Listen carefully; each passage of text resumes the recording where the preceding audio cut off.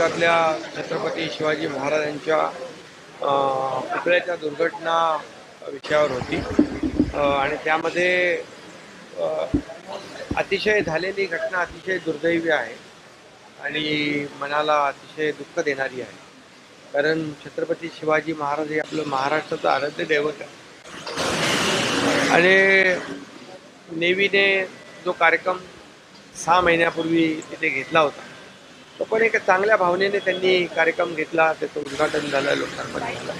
परंतु दुर्दैवाने तो शिवाजी महाराजांचा पुतळा जो आहे तो दुर्घटनाग्रस्त झाला आणि त्यासाठी काल एक महत्त्वाची बैठक आम्ही बोलावली होती आणि त्या बैठकीमध्ये उपमुख्यमंत्री देवेंद्रजी होते, त्याचबरोबर नेव्हीचे अधिकारी, वरिष्ठ अधिकारी होते आणि आपले सर्व अधिकारी होते.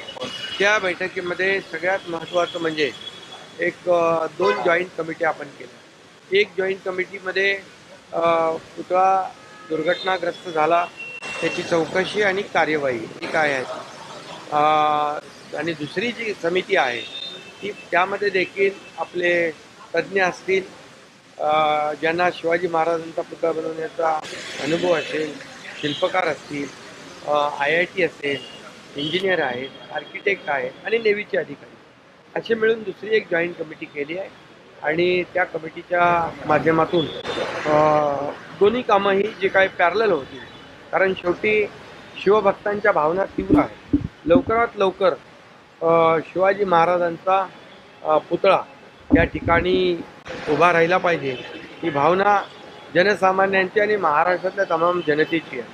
त्यामुळे त्याच्यावर जास्त आम्ही फोकस करतोय आणि म्हणून त्यावर अनेक जे शिल्प